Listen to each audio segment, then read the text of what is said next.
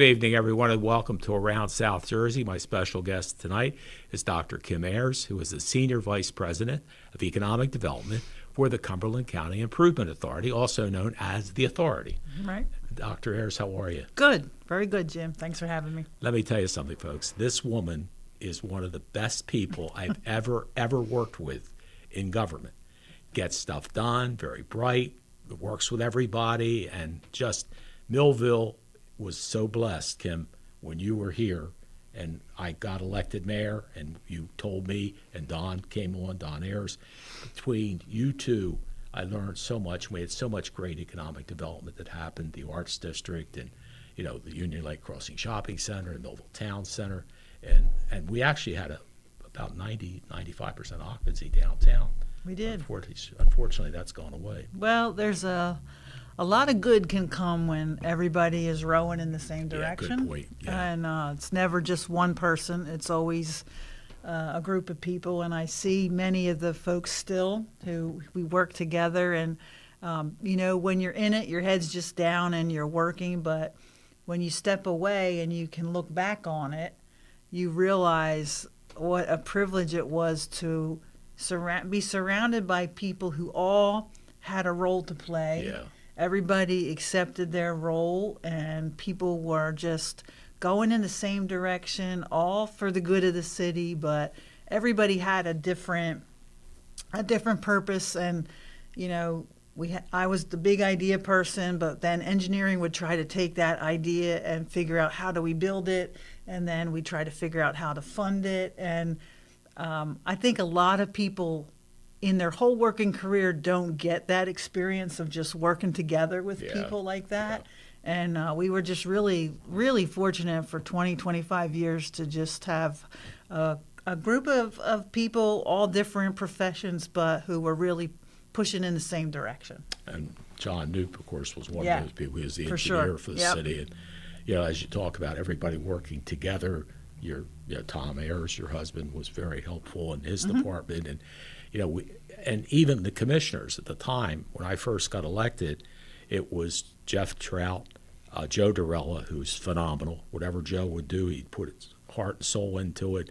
John Hollingshead, who was a wonderful man. And Jim Parent, who has all the energy in the world and had a lot of experience because Jim had been on city commission.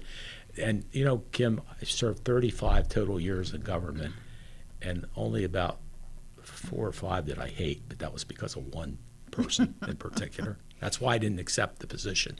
This past time when I won, I said, no way, I'm not serving with that guy again. Went to the county to get away from him. I'm not going back.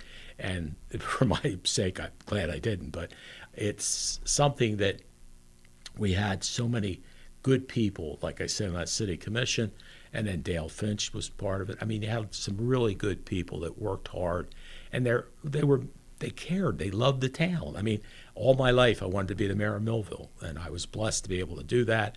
And I'll never forget Lou Thompson said to me when I first got elected. Well, here's another story on Lou Thompson. Unfortunately, just recently, Gary Wadlinger passed away. Yeah, great my attorney. Neighbor. Oh, was he? Oh, okay. Anyway, I just got elected mayor, and I walked into your house, and Gary looks at me, points at me, goes, "You're not the mayor of Millville. Lou Thompson's the mayor of Millville." Well, under the commission form of government, he's not far off from that because Lou had a lot of knowledge, obviously, many, many, many years there. And times where I might go off the track, he put me back on the right track and say, "No, Jim, this is the way you have to do it." So that, again, working together was very, very important for Well, it was city also, I guess, just a general time, a different time in the country, let alone the county and city, where there was a mutual respect. Yeah. You could express an opinion that was different than somebody else's, and just still have that level of respect and camaraderie with them.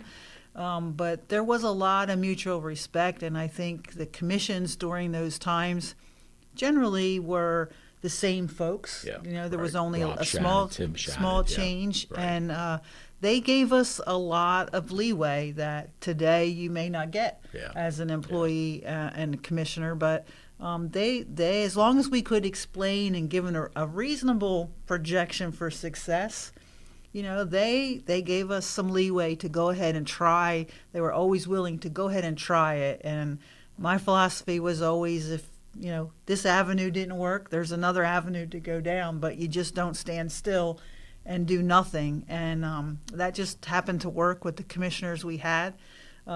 Lou, you talk to any city employees, he could make us crazy, but he was generally right. He knew the regulations, and you would say, Lou, there's like a 1 in a million chance that will happen. And he'd say, no. And sure enough, that 1 in a million would happen. And he was right. So you gain, I think, upon reflection, you gain a little bit of perspective on that instead of when you were right in the middle of everything. Yeah, I agree with you. Now I realize how good he was. Sometimes I was like, wait a minute, what are you doing? What's going on? But the cute thing was, my favorite mayor was Chet Goodwin. I just loved the man. So Chet had his office on High Street, insurance, accounting office. And anyway, when I got elected, my office is right here where we're doing the programming now, 415 High Street. So I had always wanted to be the mayor. And fortunately, my business was running really well. In fact, Lou Clendaniel was working for me, and he came to me one day. He said, Jim, you always said you wanted to be the mayor of Millville. I said, yeah. He said, well, business is going well. Why don't you give it a try? And I said, yeah, I will. But here's my point was that because I wanted to do it so badly, I was going to be there every day. And Lou said, no, I'm going to put a phone in your office. Well, I said, Lou, I'm going to be here every day. And I basically was there every day. And that's how I got to see Kim and Don and Tom and, John and all the good people that were there, and the women on the third floor. I mean, wherever you turned, they were all rowing in the same direction, which was a wonderful situation.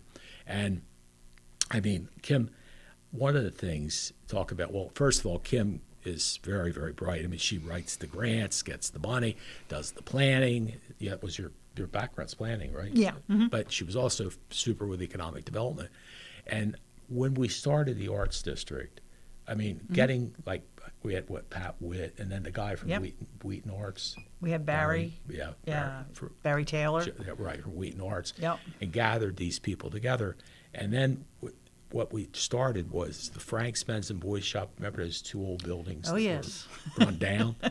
And I don't know who may have been your idea, Kim, that we purchased those buildings, right? Yeah, I think what was happening, really working with the arts community was like learning another language. Yeah, that's for sure. So it was very interesting. But in terms of the buildings downtown, we did a lot of listening to different groups, focus groups, asking people, do you think this would work? Do you think this, we knew we had Wheaton Arts at that time was getting over 70,000 visitors a year. It was a half-day destination, so there was something else needed for that. You had all the people heading to the shore, turning left onto Route 49, and we thought, what if you get a portion of them turning right and coming downtown? And we had just started to fix up the parking lots, and we had gotten grants to do the sidewalks. So we were looking for what's our niche, what can we be? And when we started talking to the arts, and it was starting to be considered in other places, one of the things that kept coming back to us was, well, we need something permanent. What if 10 years from now that city commission wants to do something totally different? What is there to anchor, And the idea was an art center would be the anchor that would sustain over time and keep a concentration on the arts, keep artists engaged, and more importantly, keep the public engaged with art. So that's how Frank's Men's and Boys had been there for a while, and we just needed a bigger building, and I was working with Larry Marighi, the architect, and Larry's the one who put that together, and we gave each other a lot of headaches over that time period. But I love it. It turned out to be a really key, critical element that has stuck around. They're still doing well. Diane does a great job down there. There's so many young artists that have gone through that program. Some have gone on to be professional artists. But, more importantly, the kids from the surrounding neighborhoods, from the schools, are getting a taste of art, are getting exposed to art of all different kinds. The summer art programs are just terrific to see kids involved like that. And not every kid wants to play Little League or midget football. Right. They have creativity they want to express. So it's been really kind of cool to watch that develop. And one thing, Kim, I wanted to mention, when you talk about the development, as Kim talked about, the Riverfront Renaissance Center for the Arts, Mike Aliano was the contractor. He got the bid, and I was the mayor, and he came over to me one day and said, Jim, do you think this arts district thing's going to work? I said, yes, I do. And so anyway, he bought the AA sales building next door, which was sort of like a flea market building, and he put over $1 million in that building, and that's where El Guacamole is now. And other offices and businesses are in there, but it's a beautiful building. And then Rick and Lois Abbott said, about the Arts District. They bought the Woolworth building, put a couple million into that facility. So there was the private sector money coming in. And Kim, you made a good point recently about the college's arts facility. What's that called? Arts and Innovation Center? Yeah. Yeah. It has never lived up to what we hoped it would. I don't know what, maybe we need to. Yeah, I think the bottom has, that's Clay College, and one of the, most important objectives of that was to give Clay College more room. Yes, right. And they've created a wonderful gallery, a really top-notch, professional-looking gallery there. But we just haven't found the right mix of college classes. Right, that's what I meant. To be there. And of course, transportation is always, an issue with getting back and forth to the campus. But I think there's some ways to work that out, and some interest in other uses of the building. So I think it will eventually be full, and we'll be bringing some foot traffic there. But it's been a bit of a struggle. But when you go in that building, there certainly is art being made there. Beautiful ceramic art, and they have first-rate facilities. And you couldn't ask for a better community partner than Jackie Sandro, who directs the Clay College. She's been a wonderful. Just a wonderful collaborator with all kinds of programming. So, that's, and in the beginning too, we had people like the Abbotts, like Brian Tomlin, who were willing to take a risk on that's it. Right. So sometimes it takes folks who are willing to, stick up for their community, take a risk, and have the ability to do that. And that goes in cycles. That'll come back. There'll be people that'll step up. Well, it's starting. Yeah, that's a good point you just made. John Ruga, who is involved with Mike Trout with a golf course, has bought what used to be City National Bank, and of course he also bought the Rocap China Funeral Home and a house behind it, tore it down for parking. But I understand that's supposed to be an upscale restaurant coming in there, which again the city needs that infusion, because one of the things Phil Van Emden said to me was when people come now, because Winfield's isn't there, they're looking for an upscale restaurant. I mean, El Guacamole's nice, but if you're not into Mexican food, your house is still there, thank God. But hopefully, John Ruga, now DeSantis has bought a whole bunch of buildings. I'd like to see him put something in them sometime, but maybe that'll come about as well. But Kim, when I think about, we had 14 pioneer artists. Yes. And who was the first guy? Dennis Talls. Thank you, Dennis Talls. And he opened his shop.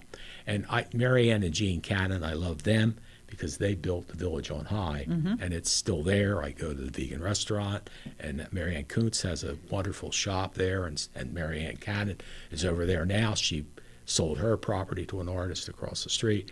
So there's still some activity. Of course, I don't know, was it your idea, Third Friday? That really worked out well? I mean, we wanted to have some kind of celebration, something that brought people a reason to bring them in, and a reason for them to see what's there and maybe experience it. But it's, I think now we have to look ahead. That worked then. Right. So we have to have some visionary folks think about, well, what's the next reinvention, right? Yeah. So you, as a city, as a community, you have to continually reinvent. And so we have to really see what can we be next.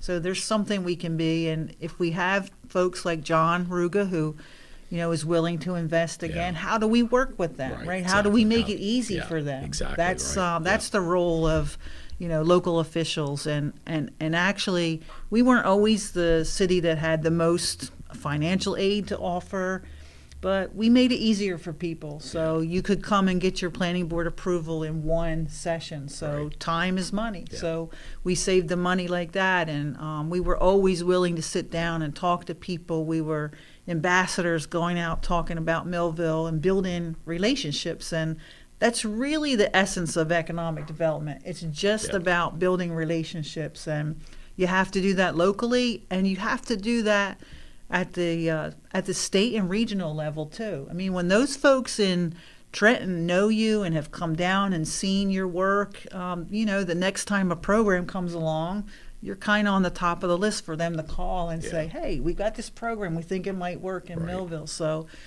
a lot of the work is just kind of the routine stuff of just going out and exposing your city and creating relationships that you can rely on over and over again. Boy, one of the things during that time that we had the Arts District, I was selected along with the mayor of Collingswood and the mayor of Red Bank to go do some dog and pony shows around the state, which was really wonderful. And I was so proud of what Kim and Don and everybody had done in the city of Millville. And then what was really neat was the New Jersey Main Street organization brought a couple buses down and flooded High Street to see what we had done. And then the National Main Street was in Philadelphia. They sent a bus down one time to again see what we had to show. So I was so proud of what we, Kim, all accomplished in Millville. There was like 95% occupancy. The Pioneer Artist helped a lot fill those different places and those facilities. One of the things I think probably happened was 2008 when the economy hit the skids. I think that probably for sure. I mean, it's been tough to come back from that, and you were just seeing people come back from that, getting comfortable again, and then we had COVID. Yes, right. And so, but there's always going to be, things like that you have to be prepared for, and that's why I'm an optimist, so I just think people have to continue to think ahead. What could it be? What are we willing to try? Yeah. Can we get, our local officials working together enough that they can at least agree to, pursue different leads? And on the other side of the coin, the industrial park here in Millville has quite a big proposal to do 6 industrial buildings over 3.5 million square feet. So, maybe that side will start to pick up. And, whenever that happens, you have increases to your rateable base, helps our taxpayers. So there's a lot of sides to economic development. So it's just a matter of trying to reach that point where they're all kind of clicking at once. You're right. And when we come back, I want to talk about some of the rateable base that we have, what's growing, and what we could have had. And we'll do all that right after these messages. Many people treat their health like a game. With Complete Care Health Network, it's easy to start your healthcare journey. Just select from our specialties and schedule online, by phone, or on our app. Our entire team communicates with one another, so everyone works together on your total health. Plus, we make it even easier with all of these additional benefits. Level up your health with us. Complete Care Health Network. No games, just great health care for everyone. At Mintz Insurance, we're proud to have been serving our customers for nearly 80 years, offering 30 different insurance products for your auto, home, and business. And to help ensure that you're getting the best rates possible, we give you up to 3 quotes for every policy, so you can choose what's right for you. At Mintz, we're part of the community. Local representatives, supporting events, and proud of it. It's part of who we are. Mintz Insurance. Call today and find out how we can help you save on insurance, or visit us at mintzinsurance.com. Did you know people litter less when their community is clean? Don't trash Cumberland County's future. At home, cover garbage and recycling cans. In your car, use litter bags to prevent trash and litter from flying out of the window. Also, keep your truck bed clear of trash and debris so our streets stay clean and hazard-free. And avoid single-use plastics such as straws and water bottles. Keep Cumberland County beautiful. Please don't litter. Visit theauthorityNJ.com. Thunderbolt Area Federal Credit Union is your hometown team for banking. We offer banking which is small town focused and customer based. We know you and we are for you. Thunderbolt Area Federal Credit Union is a nonprofit and federally insured. Solid as a Thunderbolt airplane, we are your team. Thunderbolt Area Federal Credit Union, 1601 Cedar Street. Hi, I'm Bob Millard, President of Thunderbolt Area Federal Credit Union. Come see us and experience banking as it used to be. Hi.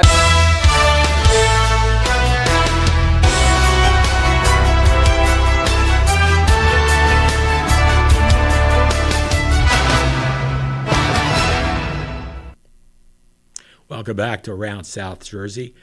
Kim Aryes is my guest. She's Senior Vice President of Economic Development for the Improvement Authority of Cumberland County, and we'll talk about that later on. But Kim and I worked together for many years in Millville, and we're able to see a lot of success that happened. And I was telling Kim during the commercial break, one of the really good things that's happening now, and I know while I was mayor, we worked very hard with all kinds of people to get the New Jersey Motorsports Park here. And obviously some people didn't like it because of the noise, and I apologize for that. But the nice thing about them is they have what they call the exotic car garages. They're selling now for $380,000 each, and they've got over 50 of them, and they continue to grow. It's continuing right around the track. And when you look at economic development, there is 100% of that goes to either the city, the school, or the county. There is no impact on the school at all. There's no kids, and there's no crime. You don't have shootings out there like we have 4th and Broad. So, I mean, it's a wonderful situation. And the other thing that frustrated the heck out of me when I was the mayor was Larry Bathgate, who is a very, very well-up Republican guy, great guy. I don't know, Kim, if you were there to lunch in Cherry Hill with him. But anyway, what he wanted to do was buy the 1,300-acre Holly Farm. He wanted to put in 900 55 and over houses, 100 a year for 9 years, with a golf course. Well, guess what? Environmental people said, no, we don't want it. And what he was willing to do is 1,300 acres. He was going to use 3 and give 1,000 back, but that wasn't good enough. No. So what do you have out there? Zero, nothing. And that could have been millions and millions and millions in rateables with, again, no impact on the school, no impact on crime. And that's things that we wrote really. And I don't know, Kim, if you were still with us when we brought in the Railing Dynamics. I think you were. Yeah. There's another organization. They rented a place. Kim worked with them and Don worked with them out on 10th Street. And they were doing very well. They were building and doing well. So they wanted to stay in Millville. And they bought a piece of property next to Durand on Mike Lascarity's industrial park. It's been the industrial park all my life. All I can ever remember is that. Well, the environmental people found, who the hell knows what they found, but that got shot down. They were going to build a 400,000 square foot facility, hire 500 people, and had rail siding and everything else. But the environmentalists got to it. No, we don't want this. Why? We still don't know. But guess what? You know where they are? They're in Atlantic County with their 500 jobs and their big rateable base, not in Millville or Cumberland County. So, that's that frustration that I see all the time. It's like, what is it? In fact, Larry Bathgate said, Jim, do they have pictures on somebody? What is going on here? And Larry was leaving lunch with me in Cherry Hill to go have dinner with Dick Cheney that night. I mean, this is how in tune he was with the higher-ups and all that. But we have to think, too, Jim, back then there was a lot of development occurring in Millville. It was just happening at an unprecedented pace. And, I think that scares people. And you worry about, future, will there be open space? So I think a lot of that, in addition to the particular significance of those areas, was are we going to overdevelop? That was actually the question back then in Millville was, do we have land to preserve and are we overdeveloping? And it kind of works itself out over time. And I think one of the toughest things to explain to people is, we got the motorsports park. They wanted to see, and people in general, I think, want to see results right away, right? Well, I don't see anybody downtown from the motorsports. Well, here we are. Well, I did when I go to Winfield. However many years it is later, you are finally seeing those garages, and that was a 20-year plan that was approved. So not all of that happens up front. Yeah. Even look at the Levoy Theater. Yeah, a lot of people never thought that would succeed. They're in a very good place right now, and talking to Lauren Van Ebden, they're out of space for their youth programs. They have so many people subscribing to the kids classes, and they have ideas on how to expand that and even do more. So it's a difficult thing to be patient in any circumstance, but when you're seeing your bills go up and your taxes go up, you say, where are these where are these benefits that were promised? It takes time for them all to come into fruition. Yeah, it sure does. I think Mayor Romanek said to me, 40% of Millville is still preserved. And that's where it's like, and what is wonderful, like with the 55 and over, which 4 seasons we do have, is that there are people that they're volunteering at the Levoy, those people that live out there. You not only do they bring revenue to your community, they are volunteers. They want to get involved. They want to help wherever they can, and they don't have any children going to school. They're not the people doing the shootings and all that kind of stuff. And that's one of the things I would have liked to have seen, but never going to happen. And it's just one of those things that goes about. Kim, one of the things that your major job now is obviously Senior Economic Development Director for the Cumberland Improvement Authority, and you work with everybody in that for the whole county, right? Yeah, so I think maybe 7 or 8 years ago, the county commissioners designated the Improvement Authority as the economic development entity for the county. And so we've taken on that role. And it means different things to different communities. So, Vineland has Sandy Forsiski, and Sandy. She's almost as good as you. She's super. She doesn't need our help. They're doing quite fine. But, it might be a township. It might be Bridgeton. It might be Millville. It might be whoever wants us to get involved. We'll get involved with them. Most recently, we've done a lot of work with Upper Deerfield. And if you ride the Route 77 corridor, you'll see there, for example, Sika is building a 280,000 square foot mortar plant. Wow. They're a Swiss company. They're going to have 100 jobs when that finishes. It's just a huge development. That's great. They'll be generating $900,000 a year in a pilot payment to Upper Deerfield. Right next door, there's a 100,000 square foot cold storage facility will be built. That's great. And on the other side, Lasan Pappas, longtime Cumberland County business manufacturing plant, beverage manufacturing plant, your Apple and Eve juices and cranberry juices and things like that made there. They came to us to let us know they were considering another state, locating in another state. So in those situations, we can get involved with them and try to lay out what the incentives are to stay in New Jersey. We'll bring in New Jersey EDA or whoever we can bring in to help talk to them, facilitate conversation about workforce development training, any kind of incentives we can put on the table to keep our businesses here and to assist them. So they've ended up staying, and they're going to do a $200 million expansion. Wow. And that retains 200 jobs in the county, which is a really important thing. So it becomes different things for different people and for different communities.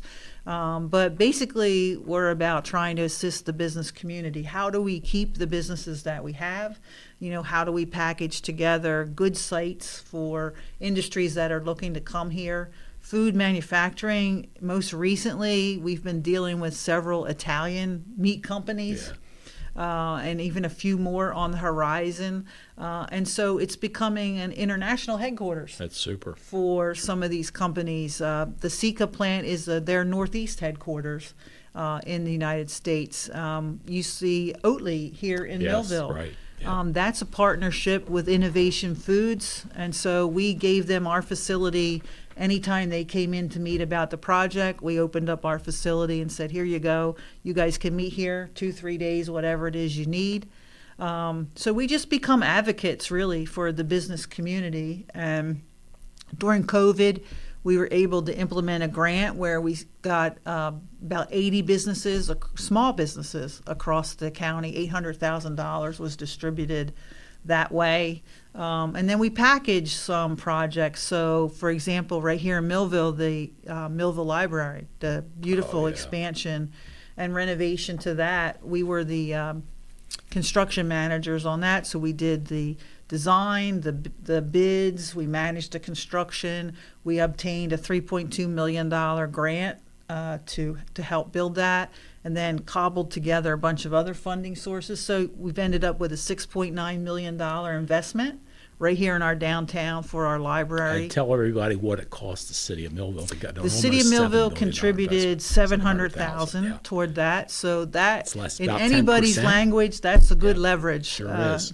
Good They're leverage. not happy, but it's a good thing. It's a wonderful And the thing. library itself, through years and years of managing their endowment, was able to put in $750,000 toward that, and that's a city-owned building. Yeah. So that improvement is done for the city. It's something the city didn't have to take on. In the past, that's been a problem building. The roof has leaked for, I think, since the building was built in the 60s, never was able to solve that problem. So it just overall, it's a really great project. And Courtney Reese, Ethan Aronoff has devoted so much of his private time to, advancing the library, raising money, seeing that project through. I give kudos to the folks on the library board, because we, as the residents of the city, have ended up with just an absolutely beautiful facility. And there's no additional employees. They've designed the interior so the sight lines are so they can see everybody coming in the building. So much thought was put into the design of that. The downstairs is now usable where it wasn't usable before. There was no elevator in it that has an elevator now. So that is just a beautiful facility that the city's able to enjoy. But that's part of our role too. We have a whole construction section. We have architects, we have engineers, and we have construction managers. So we're actually building a new fire hall in Bridgeton right now. Oh, that's great. So we're able to do actual construction projects too. And of course, the main operation of the authority is operating the landfill. And so again, that's also a state-of-the-art facility. You won't find many landfills in the state of New Jersey where the methane gas that's generated by the garbage is collected. It's shot through 3 generators, and it actually provides the electricity for the entire operation of the landfill as well as our administration building. So there's really some state-of-the-art it's very impressive. management Jerry going was on there. talking Yeah. about that. Yeah, it really is. We're talking with Dr. Kim Aryes, who is Senior Economic Development Director for the Cumberland County Improvement Authority. We'll be back to talk more with Kim right after these messages. In Cumberland County, let's recycle right. We recycle cardboard, paper, aluminum, tin, and plastics number 1 and 2. Look for the 3-arrow triangle, usually on the bottom of the plastic container. The number in the center determines the plastic number. Remember to recycle only number 1 and 2 plastics. Plastic bags, plastic film, hoses, and wires are not recyclable. They can damage sorting equipment and create hazardous working conditions. Don't trash our future. Do the right thing. Remember, reduce, reuse, and recycle. Many people treat their health like a game. With the Complete Care Health Network, it's easy to start your healthcare journey. Our mental health services focus on the emotions and behaviors that affect your overall well-being and features psychiatric, counseling, and addiction services, including our exclusive Fresh Start program, designed to help combat the opioid epidemic in our communities, plus all the other specialties you expect from Complete Care. Level up your health with us. The Complete Care Health Network. No games, just great healthcare for everyone. At Mintz Insurance, we're proud to have been serving our customers for nearly 80 years, offering 30 different insurance products for your auto, home, and business. And to help ensure that you're getting the best rates possible, we give you up to 3 quotes for every policy, so you can choose what's right for you. At Mintz, we're part of the community, local representatives, supporting events, and proud of it. It's part of who we are. Mintz Insurance. Call today and find out how we can help you save on insurance, or visit us at mintzinsurance.com.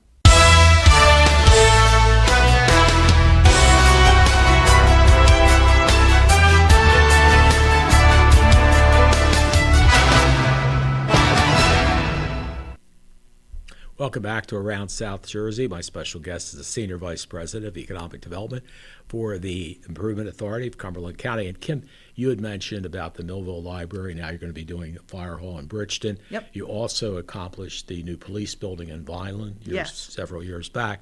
And it's all because of Kim and Jerry and all the people that are there working together to help the municipalities. So that's a wonderful thing. And I would be remiss if I didn't thank Marie Carley and the Carley Foundation for their $1 million donation to the Millville Library, which helped get that 300. That kicked it off. That was the incentive that they went out for a capital campaign. Many people in town contributed to that as well. So that is truly a community project. And I think probably one of the things we miss these days, and especially in Millville, was a big sector. Is we had such a great civic sector. We had the Kiwanis and the JC, and you would bring we used to bring projects to them to see, well, what do you guys think about this project? Will this fly? Is this something And you don't have that. That sector, Kiwanis, there's no longer Kiwanis, right. and no JCs, no Rotary. Those were important components of the civic life of the city. And if I think about that, Vineland has a phenomenal Rotary, and for a long period of time, Bridgeton's Rotary is very good too. Millville, most of my life, we didn't have a Rotary at all. It went by the wayside when I was a kid, but we did have a really good Kiwanis. And my thoughts were, Vineland didn't have a Kiwanis, Bridgeton didn't have Kiwanis, but they tried to run their Kiwanis meetings at nighttime, and we ran the Kiwanis meeting in Millville at lunchtime, so we did well. So I sort of think it was the timing for the other cities where they were doing what they're doing. But I know Vineland and Bridgeton have a really good Rotary, and unfortunately Millville doesn't have anything except the Chamber of Commerce now. We don't have any organizations. Then Kiwanis was the organization for Millville, and JC's and if you think about it, even churches, churches were a big part of community life in Millville and in other communities, and even church going has changed, and COVID kind of hammered that down too, where you could watch it live at home in your pajamas, and a lot of people haven't gone back. But that was always a place where you would get some feedback. I remember being in church, getting feedback from people, but you were also able to explain to people then, well, no, this is why we do it, and just like social media is so tough on kids today. Social media is tough on office holders today too. You've got to have a really thick skin. I remember at one point the Daily Journal and maybe the press too. They went to where people could comment after the articles. And I can remember reading the articles and then having to read some of those comments after, and it was pretty tough reading because you don't get to write back and say no, that's not what it was, and I don't know if that's a good point or not that you can do that now on Facebook, but it does really change the playing field an awful lot, and I don't necessarily think it's in a good way. So it's just it's a tough time to be in a leadership position. Well, it's interesting as I think of Millville, the election in 2021, I finished 4th, but as I said, one of the people on there I never ever wanted to serve with, I said, I'm not going to take the position. So what my point was, of the original 5, I was off before they even did the swearing in ceremony. But then the fellow that replaced me, and to their credit, they gave it to the 6th place finisher. He lost his next election to a fellow named Watson, who's there. And then the mayor, she couldn't take, I think, some of Facebook stuff and all the junk she had to go through. She left, and then they put a person on her place, but that person lost the election to Carol Casaboon. So what I'm saying is the Millville 5, the original 5, I was out, so there was 4. And then of those 4, 2 of those, well, the mayor's gone. So you got 3 of the 5, or 2 of the 5 that are gone, and then you've had people replacing them. But the good news is, Kim, I'm telling you what, everybody's running this time. I hear some great people that are running for Millville City Commission. That's great. I sat with 3 of them last night at the Elk Sports Frolic, and the good thing is the people that I know that are running are good people, and they care about the city, and that's what you really need, with no agenda, no hidden agenda at all. Kim, I wanted to come back to the church, because I wanted to talk about your family. I met your mother. What a sweetheart. And your sister is still a minister at Lutheran Church? Yeah, Karen is a pastor at St. Paul's. Okay, that's what I thought. And your other sister's at the college, right? Yeah, Kelly is executive director in the student admissions and student life up at the college. She's been there, I think, 20-some years. So we're local folks who decided to stay local. We all came back from college and wanted to be here. The rest of our family is here. So that was kind of the drawback for me. My sisters had just started having kids, and I didn't want to miss that. Yeah, that's nice. Good so aunt. they drew me back home after college. Where'd you go to college? So I went for my undergrad to Mary Washington, which is a division of University of Virginia. Okay. Joe Pierce. Yes. Was another alumni senior, there. Junior. And from there, I went out to the University of Kentucky. And from there, I went to University of Delaware for my doctorate. That's where your doctorate. Yeah. Yeah. That's fantastic. Yeah. Let me tell you something, folks. This woman is amazing. She does so much and did so much for Millville and still doing stuff. And the last time we were on with Jerry Velasquez, we kidded about her retiring, and she can't. Tom, she can't retire. This woman is so valuable to this county. And boy, I mean, and Sandy Forsiski does a great job in Vineland too. But, you know, you were always visionary. You always could see the big picture. And what's nice that Kim could do is she could find grants. She could write grants. She could do the planning. She could do all the things that needed to be done. But where she's really been a big, big help for the county is economic development. That's what's so tough. That Don Ayers, that son of the gun, he retired on us, you know. But Don's her brother-in-law, who's a wonderful guy too, and was very helpful. And Don and Kim were both there, and we're getting a lot of businesses in. And boy, you know, it was interesting. I will say for Don, and a little bit of credit to me, John Ruga, who is doing phenomenal. He's partners with Mike Trout in the golf course. He's buying places, going to put things in, and he does it. He actually does it. And just a wonderful person. He and Lori, his wife, are just super people. Well, when he opened up the brick place down on Wade Boulevard, I forget, what was it called? Northeast Precast is now what was before, whatever it was called before it went Northeast Precast. Oh, yeah. Anyway, Don and I don't know if you were there, went down and, you know, went there for the ribbon cutting, so to speak, and all that stuff. But then what Don would do, he'd say, Jim, let's get down and see John Ruga, see how they're doing. So we go down, say, how you doing, anything we could do for you, and all that kind of stuff. And he said, after we had left, he never saw anybody anymore, and that one of the reasons he moved to Vineland, I guess. But, you know, that's what's, I guess, the thing's so important. Kim's alluded to it, too. You build relationships.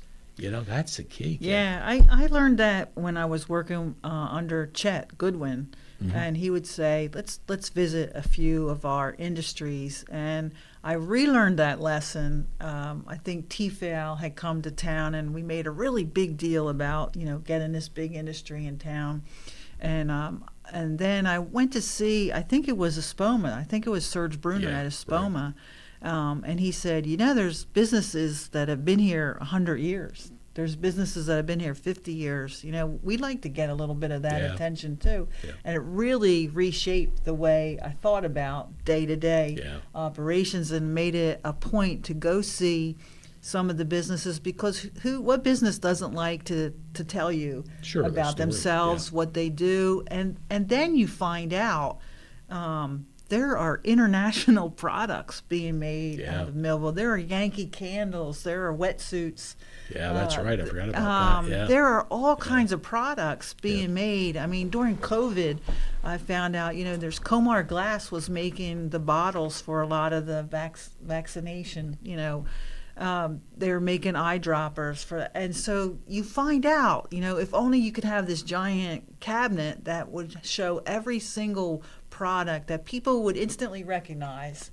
And if you told them, oh yeah, that's made in Millville, they would think you're making that up. But it's really true. You find out. That's a great way of finding out every day what people are doing and what's being generated in some of these plants that you drive by all the time. The Spelman Company I've had Surge on, and they do make products that's all over the country. Yeah. It goes everywhere. And when I was a little boy, my dad used to bring phosphate back from them. He'd take a load of silica sand up to Philadelphia, and then he'd go over and bring the phosphate back. And I remember like 10, 11, 12 years old going over there, and they've really grown, and Surge's son's running the place now. And these were the plants that were deemed essential during COVID that kept people employed and kept some of our community together, because we didn't often get to say, as a manufacturing town, that's a positive for employment, but during COVID it was. If you had manufacturing rather than, our adjoining counties that were more tourism based, we made it through a little bit better because we did have these plants that had essential workers and had to keep going.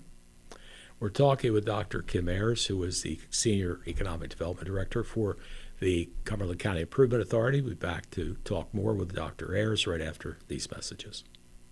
At Mintz Insurance, we're proud to have been serving our customers for nearly 80 years, offering 30 different insurance products for your auto, home, and business. And to help ensure that you're getting the best rates possible, we give you up to 3 quotes for every policy, so you can choose what's right for you. At Mintz, we're part of the community, local representatives, supporting events, and proud of it. It's part of who we are. Mintz Insurance. Call today and find out how we can help you save on insurance, or visit us at mintzinsurance.com. More than a century ago, General Tire was born, right here in America. Since then, we've made a name for ourselves by making tires you can depend on.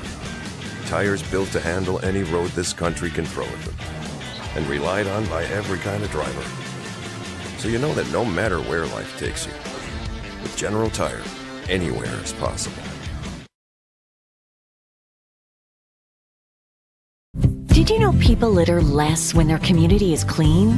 Don't trash Cumberland County's future. At home, cover garbage and recycling cans. In your car, use litter bags to prevent trash and litter from flying out of the window. Also, keep your truck bed clear of trash and debris so our streets stay clean and hazard-free. And avoid single-use plastics such as straws and water bottles. Keep Cumberland County beautiful. Please don't litter.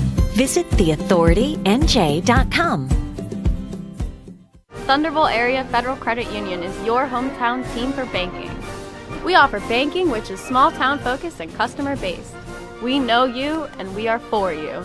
Thunderbolt Area Federal Credit Union is a nonprofit and federally insured. Solid as a Thunderbolt airplane, we are your team. Thunderbolt Area Federal Credit Union, 1601 Cedar Street. Hi, I'm Bob Millard, President of Thunderbolt Area Federal Credit Union. Come see us and experience banking as it used to be.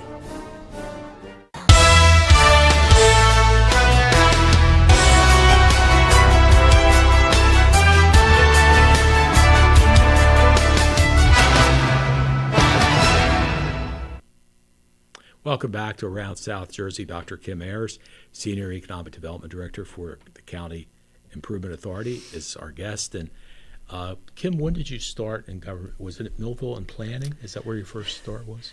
Yes, so that's a good story. I was in graduate school and needed a summer job. I read in the paper where the city of Millville had just got this grant, and so I decided I would go see them and ask them if they needed any help, because I needed help. I needed the money for school. So I went to City Hall, and I got an appointment on a Wednesday afternoon to meet Mike Lascarides. Mm-hmm. And I got up to the appointment, and his secretary, Liz, said, who told you to come on a Wednesday afternoon? It's golf He day. plays tennis on. Oh, tennis. Okay, sorry. No, it was the engineering folks that played golf, Okay. but Mike played tennis. She said, he's not here on Wednesday. She said, come back tomorrow. So I did. I went back the next day. He said, yeah, we could use some help for the summer. So they put me in Chet Goodwin's mayor's office. Yeah, right. In the corner there. He didn't use the office, so I went to the mayor's office and I worked that summer. And at the end of the summer, they said, well, would you like to stick around? And I stuck around 25 years. So for folks who think about internships and just summer jobs, they can turn into something more than that. And it turned into just a wonderful career for me. I wouldn't trade it for anything. It was a job I truly loved. Well, we loved you because you did so much for this town. It was like amazing, really and truly, folks. It was a terrific place to work when I first started. After I stayed on, I was up there on 6th floor, and 6th floor had all the engineering department, and it had Mike Lascarides, who at that time was the first full-time economic development director in the state. And Mike had been tax collector, tax assessor, a whole bunch of other things. But what a great opportunity for me to learn from somebody who had so much different experience. Mike was a real laid-back guy, and we got along really well. And I spent 10 years working for Mike, and it was just a terrific experience. And across the hall was Bill McCafferty, a terrific city engineer, and a drafting room full of just some of the funniest guys you'd ever want to meet, but hearts of gold, would help you do anything in the world. And one of the best advantages of working there was I was up there with all these guys, and a couple times a week they would go down to the Y and play basketball during lunch, and I loved basketball. And they let me go with them. That's cool. And so I was like, wow, I'll never leave this job. This is terrific. I get to play basketball for lunch. And it was Dale Finch and Tom, my husband Tom, and Chet Goodwin. And then, so I always got to guard Bob Connor or Rich McCarthy, because they were the shorter ones. Yep. And man, Bob would just run my butt all across. But so, I mean, it was just, that's the kind of camaraderie there was, right? And exactly. And we've remained lifelong friends. We'd all do anything for each other. And, you can't ask for more than that. No, it's true. When you have a career and when you have a job. So very fond memories. Yeah, same with me. In fact, as I say, Chet was my favorite mayor. I just thought he was a great guy. But I'm not thrilled with the commission form of government. It's antiquated, and I tell the story. The one year I went, you get 5 votes. My first vote, Chet Goodwin. And I get down the line to get to my 5th vote. Nice man, not meant to be the mayor. I give him my 5th vote. Guess what? The 5th vote becomes number 1. So each vote is equal. They're equal number, 1, 1, 1, 1, 1. And if you look throughout the state, Kim, even Seattle City got rid of the commission form of government. Most forms of government are the mayor council, like Vineland and Bridgeton have, and especially lately, because of some of the people that are in there, you see how messed up this commission form of government really is. If everybody's working together and on the same page, it works okay. But the problem is, if you're a commissioner, you don't want to give it up because you have all the power. The public safety commissioner is over the fire department, the police department, the rescue squad. It's his department. You don't tell him what to do.